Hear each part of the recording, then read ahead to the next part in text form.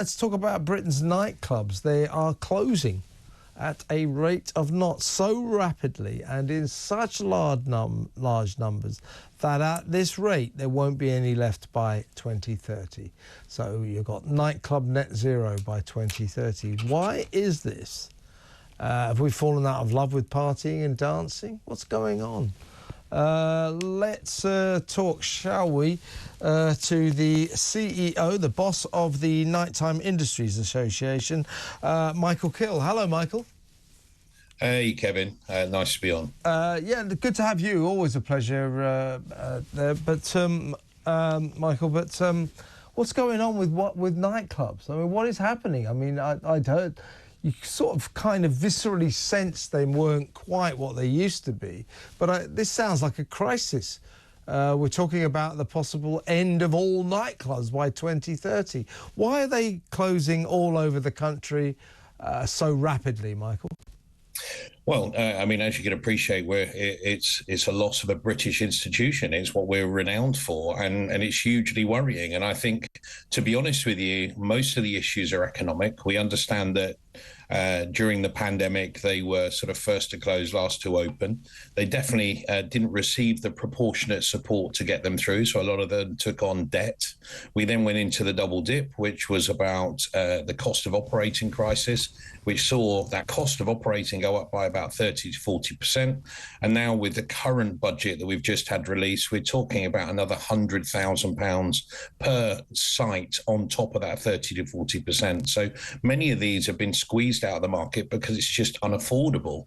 And then what you also have to consider is people have got less disposable income. So, you know, there is a real perfect storm here, but nightclubs being at the sharpest end of nightlife it's made it very, very difficult for them to survive. That coupled with late night transport and other things has really put a squeeze on, and also licensing, which has been extremely onerous for these businesses for such a long time.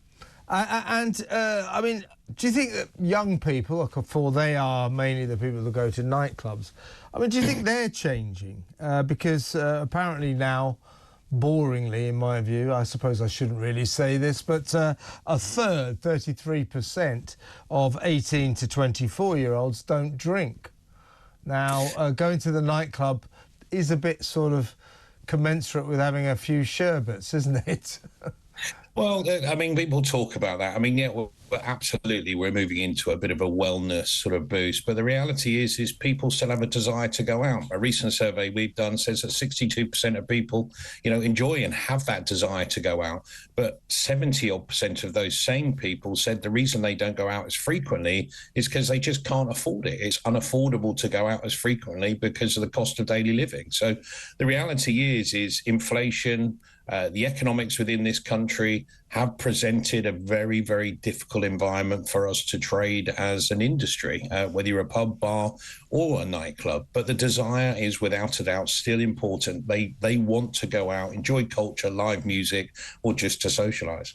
Now, I think we have a killjoy government. This is the government that proposed, you know, no smoking in pub gardens, then went on to propose closing pubs at 10 p.m. so that we plebs wouldn't drink too much and fight in the streets. You know, thank you very much to our nanny state mum and dad, otherwise known as Keir Starmer's government. So I think they're a kind of killjoy mob, this lot, anyway.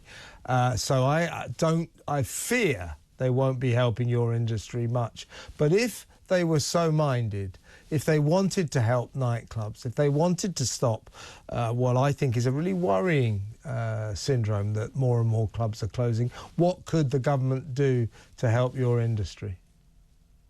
Well, they had the opportunity, you can imagine, in the autumn budget, but without a doubt, the NIC increases, the national living wage increase, and that 40% position in terms of business rates has really sort of hankered our position. But without a doubt, they need to really consider the NIC threshold, and they also need to look at whether they can increase the percentage discount on business rates.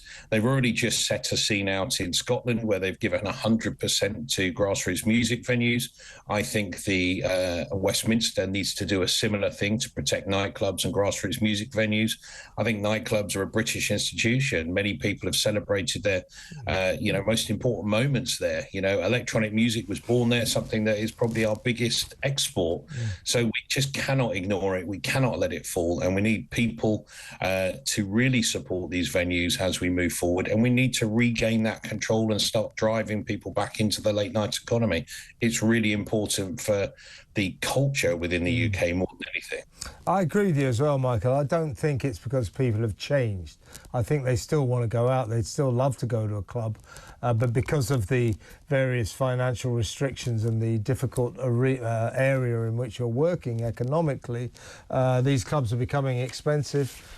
People can't afford them. Something has to be done. It'd be very sad to see all the clubs go. Michael, what a pleasure to talk to you as always. Thank you very much for your time. Michael Kill there, who is in charge of the Nighttime Industries Association. The clubs are closing. That's not good, is it?